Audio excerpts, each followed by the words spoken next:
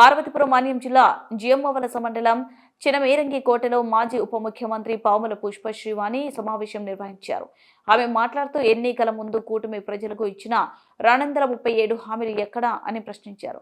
మాజీ ముఖ్యమంత్రి జగన్మోహన్ రెడ్డి కన్న ప్రజలకు ఎక్కువ పథకాలు ఇస్తామని చెప్పి అధికారంలోకి వచ్చే ప్రజలకు మోసం చేసిన ఘనత చంద్రబాబుదేనని ఎద్దేవా చేశారు. 20 లక్షల ఉద్యోగాలు, తల్లికి వందనం, ప్రతి మహిళకు 1500 ఇస్తామని చెప్పి ఇప్పుడు రాష్ట్రం అప్పుల్లో కూరుకుపోయిందని అనడం ఎంతవరకు సమంజసమని చంద్రబాబుని ప్రశ్నించారు. శ్రీలంక చేశారని చెప్పినటువంటి చంద్రబాబు నాయుడు గారు అదే నోటుతోటి ఎలక్షన్ మేనిఫెస్టోలో ఎలక్షన్ ముందు సభల్లో జగన్మోహన్ రెడ్డి గారి కన్నా ఎక్కువ పథకాలు ఇస్తాను, జగన్మోహన్ రెడ్డి గారి కన్నా రెట్టింపు డబ్బు ప్రజలకు అందజేస్తానని చెప్పేసి చంద్రబాబు నాయుడు గారు మాట ఇవ్వడం జరిగింది.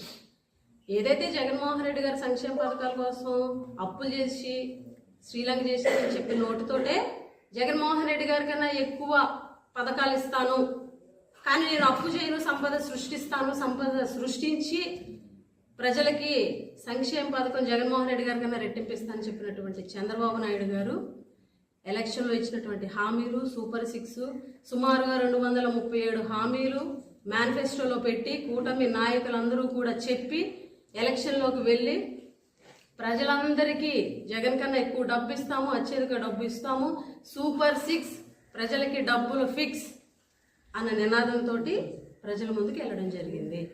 బాబు షూరిటీ భవిష్యత్తుకు గ్యారంటీ అన్న నోటితోటే ప్రజల్లోకి వెళ్ళి గెలిచి ఈరోజు బాబు షూరిటీ ప్రజలకు వెన్నుపోటు గ్యారంటీ ఎప్పట్లాగే అన్నట్టుగా ఈరోజు ప్రభుత్వ తీరు ఉంది.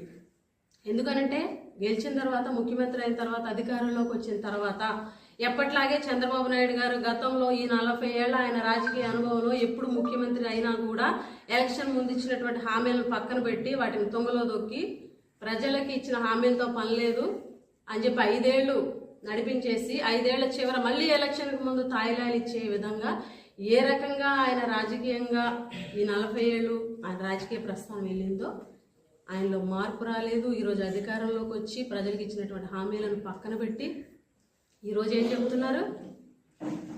రాష్ట్రం అప్పుల పాలైపోయింది, రాష్ట్రం దివాలా తీసేసింది కాబట్టి ఈరోజు మళ్ళీ రాష్ట్రాన్ని గాడిలో పెట్టి అభివృద్ధి చేసిన డబ్బులతోటి సంపద సృష్టించిన తర్వాత ప్రజలకు ఇచ్చినటువంటి హామీలు సంక్షేమ పథకాలు నెరవేర్చగలను, లేకపోతే చెయ్యలేను అని చెప్పేసి ఈరోజు చంద్రబాబు నాయుడు గారు నిస్సిగ్గుగా చేతులు ఎత్తేయడం మీరు అందరూ కూడా చూశారు. ఎలక్షన్ అయిపోయి అధికారంలోకి వచ్చిన తర్వాత చంద్రబాబు నాయుడు గారు ఈ 7 నెలల్లో చేసినటువంటి అప్పు 1,20,000 కోట్ల రూపాయలు. మరి ఆయన అప్పు చేస్తే మీరు సంపద సృష్టిస్తామని చెబితే మీరు సృష్టించాల్సింది సంపద కదా, మరి మీరెందుకు అప్పు ఈరోజు 1,20,000 కోట్లు 8 నెలల్లో తీసుకున్నారని మేము ప్రశ్నిస్తున్నాం. మీరు ఎలక్షన్ ముందు ఇచ్చినటువంటి హామీలు సూపర్ 6, తల్లికి వందనం, 20 లక్షల ఉద్యోగాలు, లేకపోతే నిరుద్యోగ భృతి 3,000 రూపాయలు, అదేవిధంగా దీపం పథకం, సిలిండర్